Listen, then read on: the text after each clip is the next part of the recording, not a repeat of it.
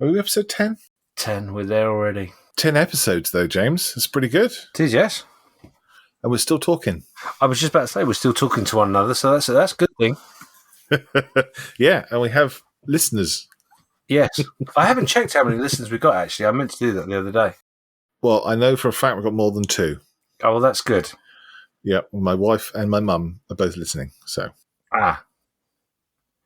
I'd like to say my wife is, but she isn't. No? Does your wife not listen to any of them? She's listened to some, I think, but she's not volunteered anything towards me. Hey, maybe we should do something that would interest her, like gardening or something. Yeah. Next time, we'll be just making conversation about borders. Herbaceous or deciduous? You decide. Bulb or not to bulb? Bulb up or bulb down? That age-old question. Are you a gardening geek? Do you kneel on grass or do you use a posh cushion?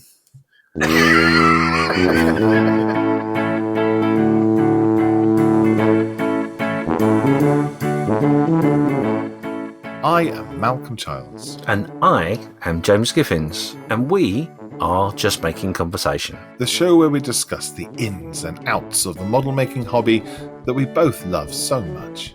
From the greasy sprues to the gloss coats and everything in between, we are going to just make conversation. Remember, there are other podcasts you can listen to. Plastic Model Mojo, The Scale Model Podcast, Plastic Posse, On the Bench. Model Geeks. If you enjoyed the podcast, consider leaving a review or 5 stars, as it promotes this podcast to more people to enjoy. Also, consider tossing a coin to your podcaster on Patreon. It just helps us make content for you.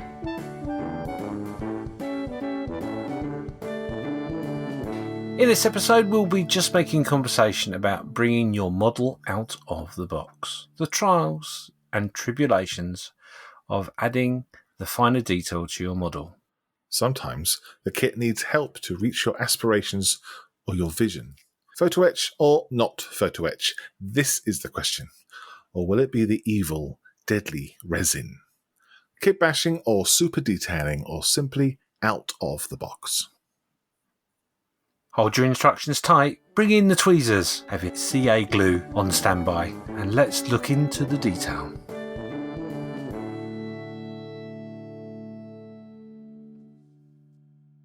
I don't like calling it PE. Why don't you like calling it PE? Because a photo etch is just as easy to say as PE. Well, it's less letters, but we don't say, you're going to go down to your MS today or your LMS. And if you do, can you get some T? I need some V. And if you pick up some PBs, that'd be great. That's why. I can understand CA glue. Okay? I can understand that. But yeah, PE, I don't. I understand what it means, but if I don't say it, it's like saying LOL or AFK. Oh, hang on, James. BRB. But in fairness, who says laugh out loud? Yeah, well, yeah, exactly. Well, just a style, modelling style. Do you say PE? Do not say PE. An entirely new podcast. That's a minute and a half talking about whether we should say PE or not. But we are talking about PE, so maybe it is relevant. I did do that on purpose because I wanted to. You can use that, you see. I know. It's very clever.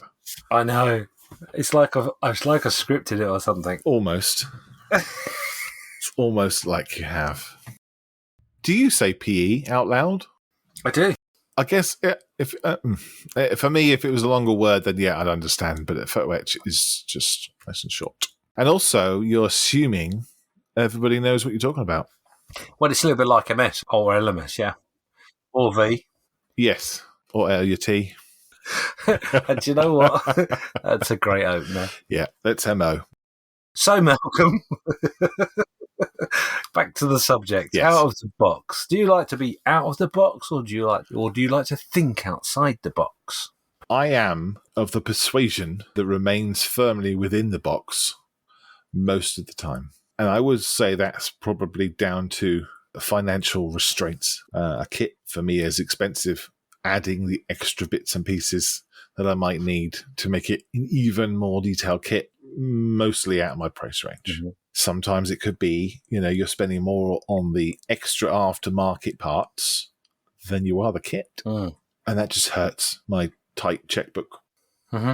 However, if you're building something that necessarily needs that, or if you're building something very, very special, maybe you're building something for it as a gift for somebody, or you're building something for a museum, or you're building something that means a lot to you, and you want to up that level of detail, and I probably would invest in some photo etch. And now I'm thinking about it, I do like the luxury of having a masking set. Would you call that out of the box? Well, in some cases it is in the box, but in most cases not. Yeah, I would say it was an aftermarket thing, having some masking, just because it's just so much better than cutting your own masks, I find. Having something that's already pre-made and pre-worked out digitally and then cut properly and perfectly, it just looks so much better than anything that I could do manually. So I would say that I would use a masking set. But if I was going to open up panels and things like that on aircraft or show the electronics, then I guess I would probably scratch build those bits and pieces with little bits of card and little bits of plastic. And I don't think I'd go the whole hog of actually getting the proper aftermarket stuff. I like to just have a bit of representation of detail in those kind of areas. In your history of builds, you like a bit of scratch building anyway, don't you? Yeah, I do. So realistically, if you're going to open up a panel to show some internals that you could replicate yourself, you would find more enjoyment of doing that than you would money to one side, but you would find more enjoyment of doing it yourself rather than purchasing the item. Yes. Yeah, I would. Yeah, if money was no object, then yeah, I probably would like to do all that little extra little bits and pieces. Kind of just tips the model over the edge a bit in terms, obviously in terms of detail. And I quite enjoy that little kind of extra bits and pieces that you can see. If you're looking around the model, go, oh, look, the door's open, or oh, look, they've left the keys in it. But it's just something that it's a nice extra little bit. Obviously, if it's in flight, then I'll have the doors closed, and if it's a submarine, the hatch is shut, don't they? So generally, hopefully, if it's coming back up, I mean, well, it'd be going down, wouldn't it? If you had the hatches open. Well, if it was coming back up, it would have the hatches shut. If it wasn't coming back up and going down and staying down, then they would be open. Yeah, I get you. Yep, yeah, I understand. For me personally, I'm glad you asked. I'm not going to ask. I'm going to leave it in. Once we've finished, I could extra record. Say, hey, James, please, you too, tell me your thoughts on this. This is the danger of being funny while we're recording, is because I don't do the editing. So I could stitch myself right up. Anyway, I wouldn't do that to you. I want you to keep coming back. You would think about it though. I know you would. Might send me your raw copy. Going, did this? What do you think? The copy that I send you isn't always the copy that I've made for my own personal enjoyment.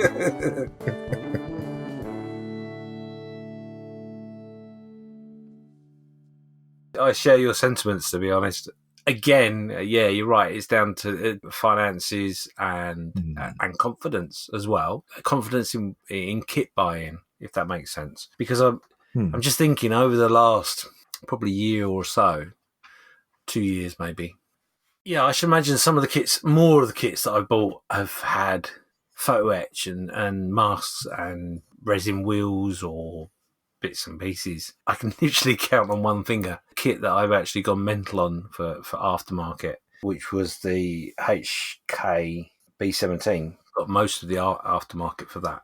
And you're right, it soon adds up without question. Yeah. In general terms, I don't research an awful lot of what I'm building. I just build what I fancy building. The need for me to super detail isn't really there. It's either a subject that I'm not familiar with at all, or I'm familiar because I've seen it in books or films or something, but that's almost it, I would say, in most of the builds that I've made. I can think of a couple of things that have a special interest to me, but again, I haven't got the manual for them. I'm going to do what you did last episode, is I'm going to suddenly realise that I'm actually talking out of my for want of a better phrase. And the reason I'm saying that is because I'm looking at my shelf of reference material, but there is one particular subject that I have got 4 books on, which is the Flower Cast Corvette. But that's something which I really like. Podcast bingo, everybody. He's mentioned the Flower Cast Corvette, so strike that off. I remember when you were talking about the mines, the hedgehog mines, and you found an extra detail that wasn't on the kit. Yes. And so you painted it extra on. Would you call that aftermarket stuff? Because that's not in the instructions. So anything that's not in the instructions would technically be out of the box. Well, it's not out of the box. If you don't follow the instructions and you don't use what's in the box, I guess the term out of the box means what's in the box is what you use. A photograph or reference book, I don't really think is aftermarket, is it really? It's just being a bit more mindful of what you're building. It's not aftermarket, but it's not... It's not in the box, yeah? You're right. Yeah. If you put any weathering on anything and it doesn't say to do it in the instructions, then it's not out of the box. So I'm thinking now, actually, everything I've ever made is not out of the box. Unless you're building something for Airfix to display or for Revell to display, then that's out of the box. Professional model makers who make the kits to show the photographs, they would make it out of the box. Now, we've both tripped ourselves up on this, haven't we? Yeah, we didn't think it through. We didn't think it through. But do you think most modelers have that same thought process of out of the box, I will follow the instructions and I will use Umbro acrylic paints because that's what Airfix tells me to use? Yeah, there are differences in model makers. There are the weekend model makers, if you like, who pick up a kit and build it as is, stick it on the shelf and done, and that's their time, and they don't think about the hobby anymore. And then there are the enthusiasts, I would say, that want to take it at another level. Like if I was building something with my daughter or something, I would build it out of the box. I say, right, it's painted red, it's a red arrow, stick it on the shelf, it's done. Yeah, so basically we're talking about building a model out of the box in a simplest form, aren't we? But that's sort of what I alluded to earlier, is that to buy aftermarket for a particular kit, the other kits that I've bought, I've been a bit more smarter in what I've bought. So, for example, I can think of a couple of Edward kits that I've bought, which have got masks and photoetch.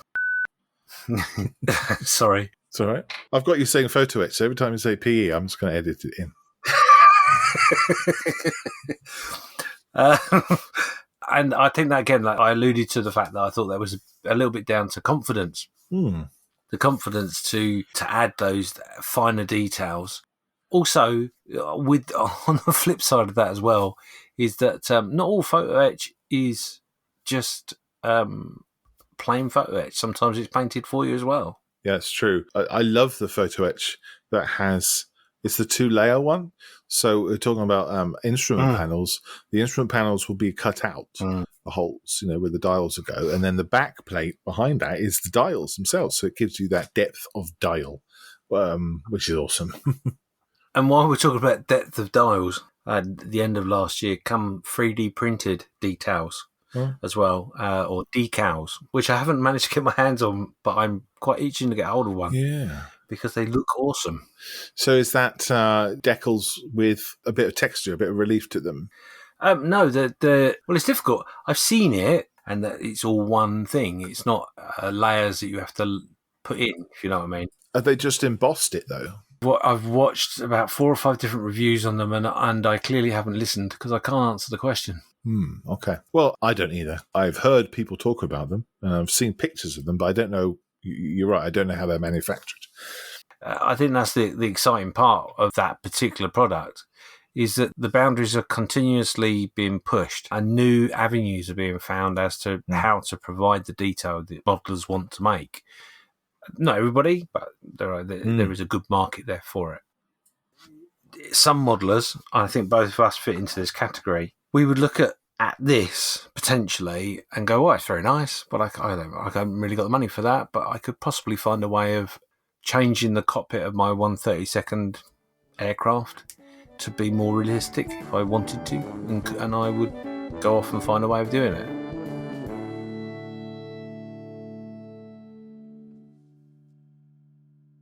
Oh, that's another reason to go out of the box, is to fix, shall we say, a kit. Fix a kit error, yes. There was a Sword Harrier, a T2, I was building once, and the intakes were wrong. It was recommended on the internet. to buy this certain type of intakes. And this was a gift for somebody, this Harrier. And so I just blindly bought them. So I fixed them on and everything. I couldn't see any difference. I'm sure there was a vast difference, but I couldn't see it.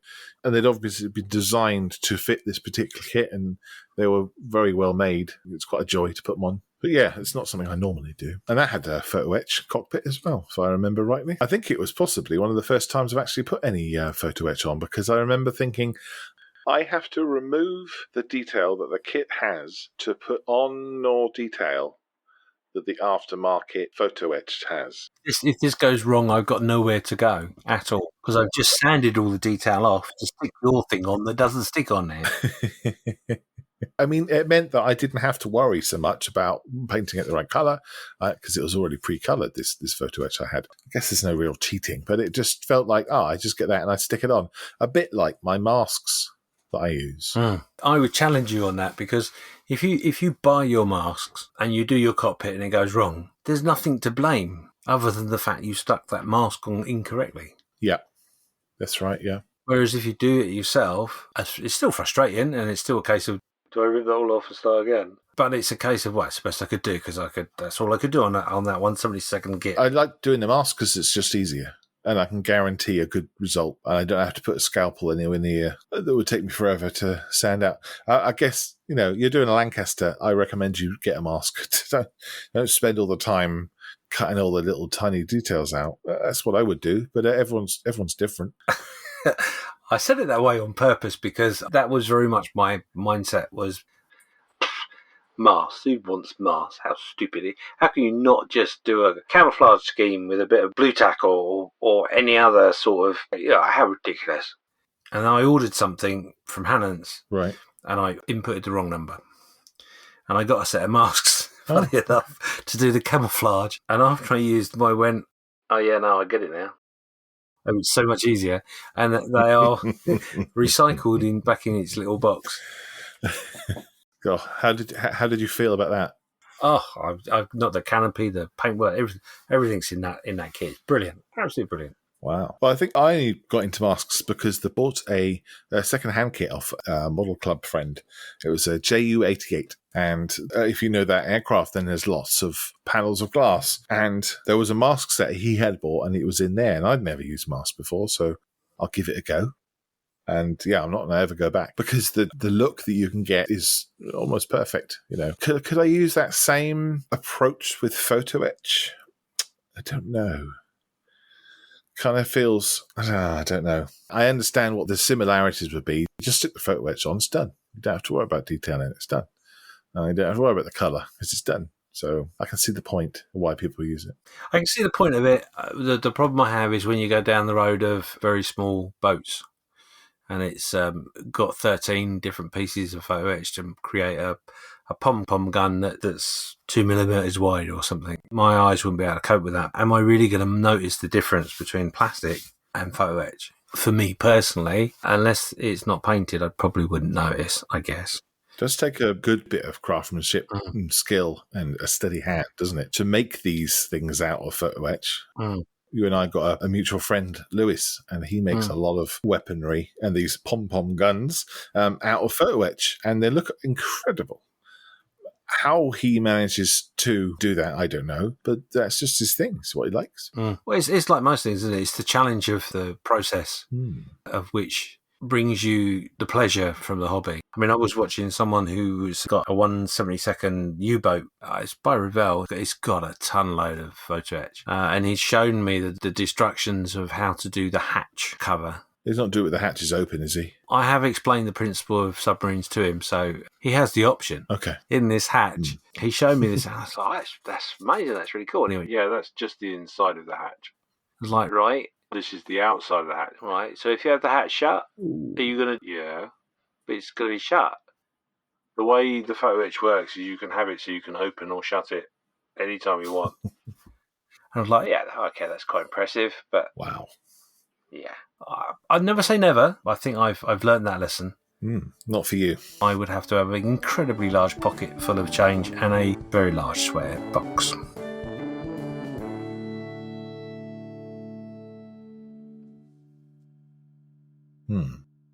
If you were going to make a diorama of the top of a submarine, just popped out through the ice, as they call it, not tundra, the... Popping out of the top of the tundra. Just popped out. Hello. Oh. When the ice-breaking submarines, whatever they are, they kind of just appear, don't they? Yeah. They pop out of the ice. That's right, yeah. Ice-popping submarines. Yeah. So say you were going to do a diorama of that, you might want to super detail that particular hatch because that's where everyone's eyes are going to be. Oh, yeah. But if you're building an entire submarine, I mean, well, each to their own, I suppose. Talking about popping out of hatches in ice water, I'm now thinking of super detailing. Should you do that? And obviously, we've concentrated an awful lot on photoetch thus far. Super detailing is something in which you can do that's potentially, you could argue, is within the box. I now explain that because that's a bit out there. So, using the same submarine, right? I know that we were talking about a moment ago. One of the things you can do for a bit of extra detail for your submarine is that obviously along the sides of a submarine are lots of vent holes. There are lots of parts of the submarine in which you can look all the way through, which is up near the top part of the deck. And the tubey things are for the pew pew. The words are torpedo tubes. But I like the pew pew holes. Yes, the pew pew holes. Now, obviously in the kit, it's moulded so that they are there, but they're not open. You've got something in the region of 300 of these things. Would you drill them out to make them look right, or would you leave it as it is? I would argue that you would. I always drill out my gun barrels. But I don't know if I could be bothered to drill out 300 holes. If you had a Dremel or a handheld electric drill. Oh no, this is not with the aid of electricity. Oh, really out of the box. Off the grid. No internet, no podcast. Oh my God, what a world. Would I? Yeah, I don't think so. It wouldn't take long. No, it doesn't take too long. And the reason I sort of went, oh, when you said Dremel, is that if you use a Dremel on that particular kit for those particular holes, you will end up with a very big hole because most of the Dremels run at such a too fast a speed. They melt the plastic as you drill, and don't do that. It's a bit laborious, nice big word, to use your pin vise drill, but you've got a lot more control over it, and you won't muck it up. Do you own a Dremel? Do you use one? I tried it on that same kit on low speed on one of the vent holes, and yeah, I put it away quite quickly after that. Oh, I've used it for doing bullet holes, so yeah, you might be right. Bullet holes, wherever they fall, they will appear, and they don't have to be perfectly round. So yeah, fair enough.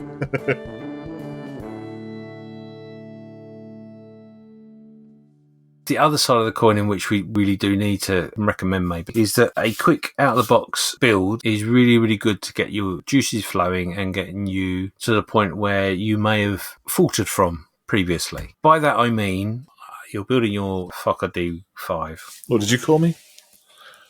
A Fokker D5. Oh, yeah. You're getting all huffy-puffy about it because you can't quite get it how you want it to look. And you put it to one side, and you pull out a Meng Toon tank, for example. Now I'm gonna correct myself after I said this. There's not really a lot of photoetch you can stick on the Toon tank. Oh, hold your horses! You can upgrade your Sherman to the cows come home, which I don't know when that is, but I hear it's late. You can get the figures for them that are also in that kind of cheaply style. You can get all sorts of bits and pieces. I think as soon as a kit comes out, people can make these things, can start working on aftermarket parts for it. It seems.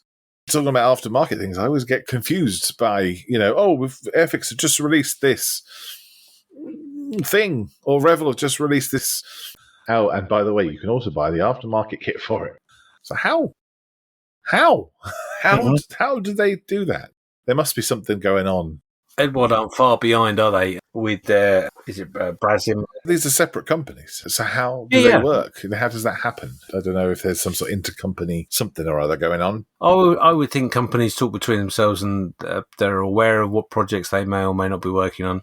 Because let's face it, the molds seem to be shared quite easily between company to company. So I'm sure there's a lot of discussion. Like, for example, HK brought out that B17. The aftermarket was 2 weeks, 3 weeks behind it. Yeah, that's interesting. It's kind of a strange relationship, isn't it? There are people that prefer to have resin wheels, so they're going to know they're going to do resin wheels all day long, which also then would bring into account, well, maybe we should do the undercarriage as well, because that can all go in. That's 2 products. They know they're building it, so they can make that. Yeah. If a company are bringing out a product, a B17, for example, and they're going with an early type, there may be modifications that a company can bring out as an aftermarket thing to go out with that kit too. Yeah. But I should imagine a lot of it's kept secret. Interesting. I'd like to know. I want to find out now. Yes. Industry insiders, let us know. Send us a personal message. Tell us the goss. Is it done by spies? I reckon. I'd like to imagine it's someone with binoculars looking through the window. No, I go that a little bit further. I think it's like loads of little James Bonds. They go down to their queue and they're issued with special toys and spy on the other model makers. Little drones. What scale are they? What are you drinking tonight? I don't know, but I'm going to have another puff of it.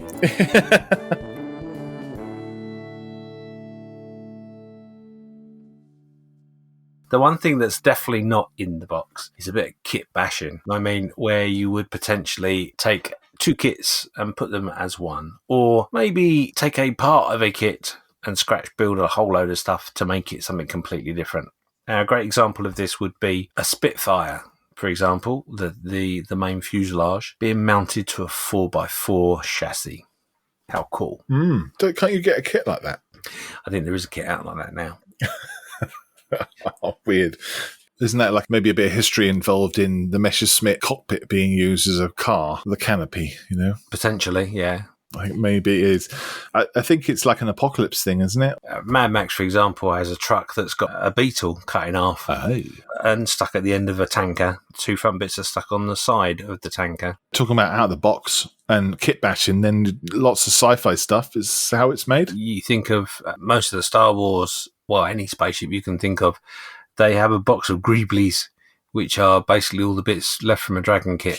Tamiya kits mostly. The half the Millennium Falcon is just from Tamiya Formula 1 kits and tanks and stuff. And you can still see them today.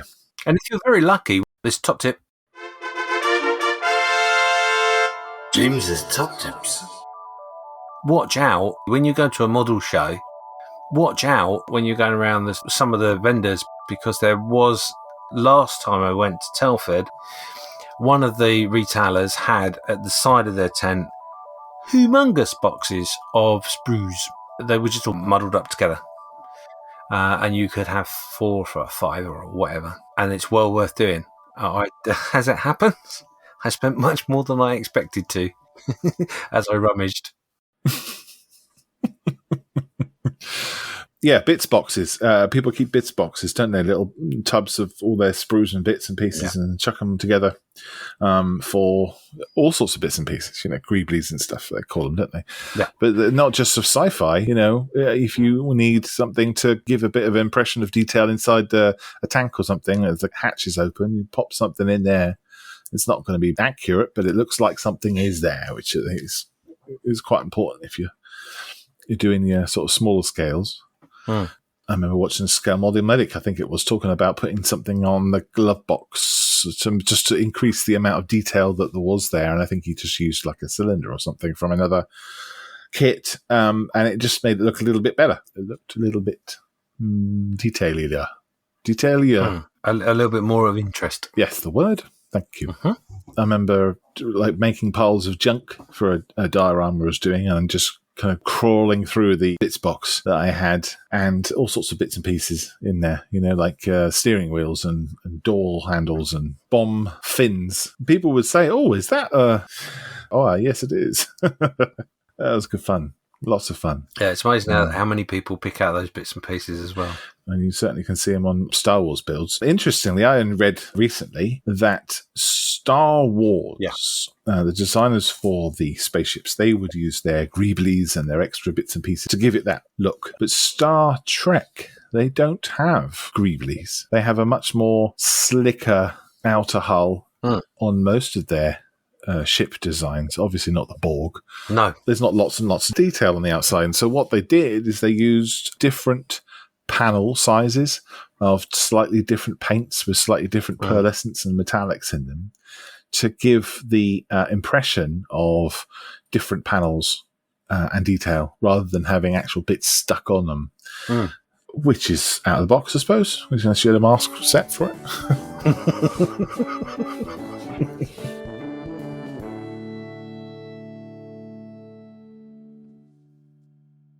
Do you think it's possible to go too far with your super detailing? Can you buy an aftermarket set for an aftermarket set? Oh, no, is the short answer. I don't think you can buy an aftermarket set to go onto an aftermarket set. However, I can certainly see potential for you to really get lost in the detail very easily, especially with dioramas, from my own experience, if I'm honest, more than anything else. But you are telling a story with a model, but you're setting the scene because that's what the diorama is the scene. And you can go completely off track with your detailing to, for example, building a corner of a ruined house for your tiger tank to sit next to. And then you sit there and you think to yourself, oh, do you know what? It'd be really cool if we had a bathroom in there. Oh, is this the taps? Yeah. You can then scratch build your bath. You can scratch build your taps. You can scratch build the hinges of the doors, the catches on the windows. Yep. There isn't anything that you can't add to it if you want to. But that's quite fascinating for the viewer, isn't it? Because I remember seeing dolls' houses. You look in and go, oh, well, it's doll's house. Hang on, wow, it's got the cord on the side of the telephone. And hang on a minute, it's got the plug, and that lamp is plugged in. There's a bulb in the lamp. You keep kind of looking through and realizing all the little tiny extra little bits that are really quite fun to see. And obviously, they take a long time to make. But the doll's house I'm thinking of that I saw, there was no narrative. It was just, look at this house that you could have as a plaything. And it's been detailed to the nth degree. It was a joy to look at, but it didn't say anything. And I guess with your tiger diorama, what you're trying to depict is the use of the vehicle in combat. Perhaps, some figures in there. So you have a human element to war. Whether it's got taps or not in the bath, does it matter? Does it make a difference putting those taps on and having the hot and cold the right way around? It depends on what story you're trying to tell. A good dioramarist. Dioramarist? Dioramarist. A dioramarist. It's not a word. I've made it and it's sticking. Is it like airist from the other podcast? Yeah, a good dioramist. It has the art of telling a story within a story within a story. So it depends, obviously, on the size of the diorama and the subject matter and the story. So it can be as simple as the title of the piece is something in which tells you what the story is about, but also has a second meaning. Or things where people might go, oh, look at that. There's a hole in the wall behind the bath and there's a rat in the wall. Stuff like that. And the rat has a piece of cheese. Yes. And the cheese is in the kitchen. Yeah. And look at that irate chef looking for his cheese. Yeah, absolutely. Now, they do call that something, but I can't think what it's called. It's not gooseberry. Gooseberry? A raspberry? No, that's something else. Oh, it's going to annoy me. Answers on a postcard. I guess it just beefs up your story with other backstories, I assume. It makes someone stand there and look at your diorama, your piece of work, longer. Oh, I see. It makes them look at your diorama. Because, I've been at model shows numerous times where someone has said, oh, did you see such and such on that model? No. So they go back and have a look. When they realise that there's different elements to it, people do stand and take the time to find them. Yeah. Because they're interested. I'm thinking of Robert Blocker in Belgium. He has a very keen eye for those little nuggets where you have a story within a story. One of his World War I builds that he did not that long ago. Great build. he made some rats, and the rats had a link to the subject, if I remember correctly, was an armoured vehicle of some description. Was it called a rat? No, might have had a nickname of something similar, rodent. I can't remember. One of the main characters that didn't look like he was the main character, but he was Baldric. Right. When you realise that's what it was, blatantly obvious, it's Baldric. Easter egg.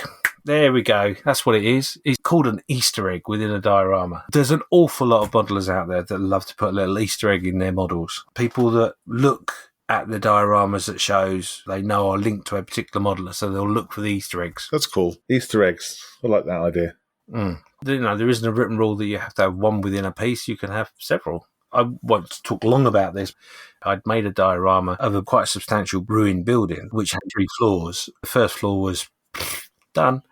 Second floor was, I'll put a little bit more detail. The third floor was like super overthought. But obviously I wanted to do the whole building like that because I found these different techniques and different things that I could do to make it interesting. Yeah, it can be fun, and you can get sucked into it real quick. You can go on forever, couldn't you? All different decal sets and all sorts of things. We were talking earlier on about cockpits and putting photo etch in, and was it worth it? One of the things I'd like to talk about in terms of aftermarket is wheels that have weight to them. So they're flat, only at the bottom, of course, but it gives it the heft.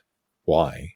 Why don't model manufacturers put those into their kits? If you're given the option of having wheels down, why won't it look like it's got the weight of the vehicle on the wheels?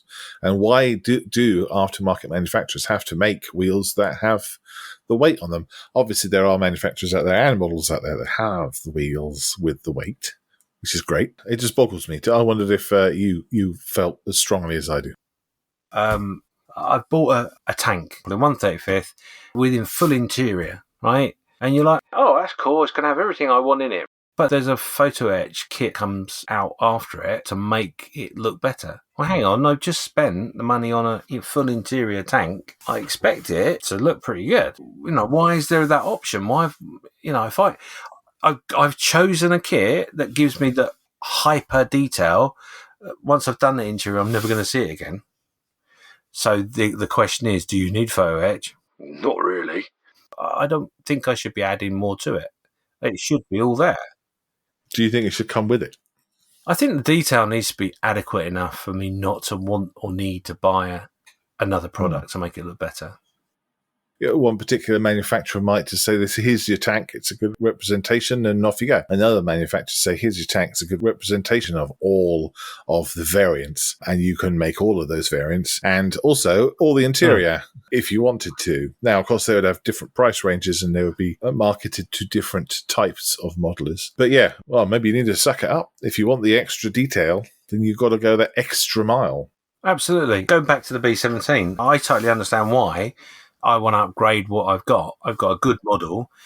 The detail inside could be better. And I choose to upgrade. And I understand why I have to buy 7 or 8 different packs because, I've got the nose, I've got the cockpit, I've got the belly, I've got the rear gunner, I've got this and I've got that. Mm-hmm. I understand that. That's all fine. And it's not the B17, for example, is not marketed as this is the be-all and end-all B17 ever. You will never need to buy anything else with it. I get that too. But at the same degree, looking at the price bracket, you're sort of looking at it and thinking, well, I shouldn't really need to do that. Is this the same manufacturer bringing out the aftermarket? No. I see. Because if it was the same manufacturer, then I would be on your side, waving that pitchfork as well. I sound like I'm moaning about it. I'm not really. It's made by Hong Kong models. It's a good kit. The detail is quite good. There are a few mistakes and bits and pieces in it, but nothing major that, unless you really know your stuff. And again, with that, it's the interior side of it. You can't really see it. Right. Well, they're probably in the same boat, aren't they, as us? It does wind me up. The same with decals. There are so many different variants of decals you could have on any subject. And you go to shows and you've got someone selling just boxes upon boxes next to each other of decals, generally in an order of some description. But obviously, once you've had, when you're in a show where there's thousands of people and you've had 3 or 4 people go through a box, it's never in the right order. Never. Well, that would be somebody's job, wouldn't it? Someone's work experience job to put your decals back into order. Yeah, I'm all right for tea at the moment. Sort the decals.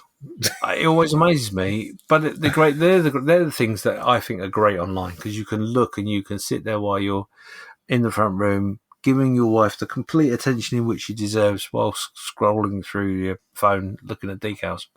Do you browse for decals, or do you think I need that particular decal? I need to go and get that decal now.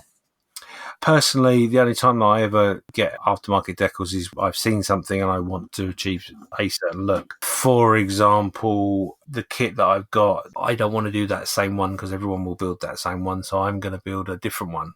The number of the item is got one digit different in the number with a slightly different colour scheme.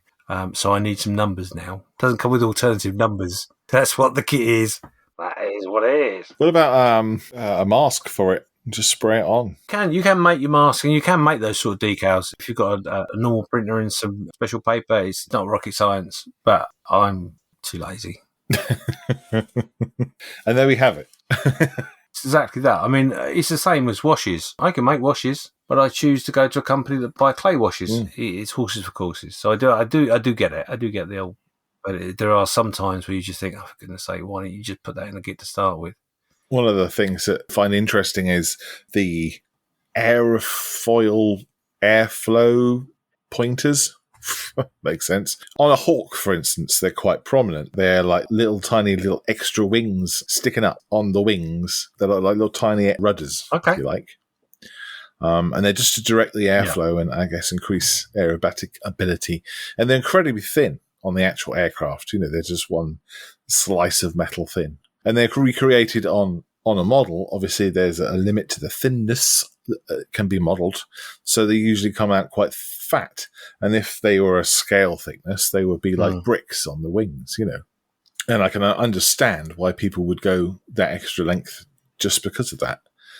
It's not something that I would do because it wouldn't bother me about the thickness of the fins. But I can see why it would bother others. Oh, yeah. I mean, it's like our friend Steph. Yeah. Who used to be an armourer. I've heard him several times complain that the painting instructions of missiles and different bits and pieces are incorrect. And that's not right. And that would never happen like that. Oh, my goodness. Yeah, so in that sense, yes, you would want something aftermarket to change the shape of something. I remember talking to a guy who was building a warrior from Iraq, and he had the kit. He was talking about, it's a really nice kit. But as he was looking through the sprues, he realised that the filters were wrong. They weren't the proper filters. They were different types of filters. So you're going to scratch build those new filters, or you're going to buy them as resin aftermarket pieces, or you're going to suck it up and stick them on. I think he ended up scratch building them, which is quite cool.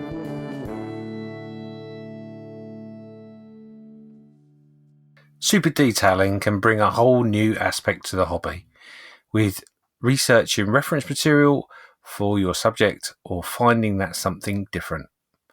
By adding that little detail to your model, it brings the chance to learn a new skill, develop a better understanding of your modelling subject, as well as increasing your confidence. Sometimes simple is better. By sticking to an out-of-the-box experience, you can use it to refloat your mojo, or simply just knock one out. It's not always about the detail.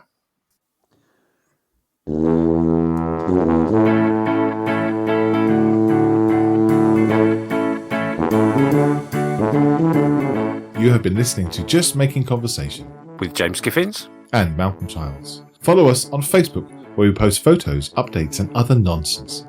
Just let us know what you are making and what your thoughts are on the conversation on this episode. We have to thank our supporters, who we dearly appreciate. Please support us in any way you can by sharing to Facebook or supporting us on our patreon.com. Next time, we'll just be making conversation about older kits. Are they out of date? So it's a goodbye from me. Yeah, it's a goodbye from me. Bye. Bye-bye.